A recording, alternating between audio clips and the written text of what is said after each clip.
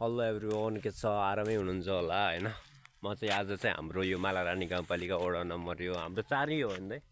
वडा नम्बर 4 को हाम्रो यो खन देउराली गुफा भन्ने ठाउँमा आएको छु हैन। यो चाहिँ हाम्रो पछाडि ब्याकग्राउन्डमा देख्नु भएको चाहिँ हाम्रो गुफा हो हैन।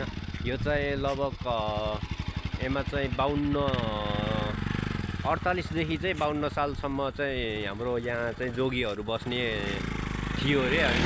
यो कुटी बनेको चाहिँ कहिले हो कसैले पनि थाहा छैन अरे। अब पुराना बुढापाकाहरूले सोध्नुपर्छ।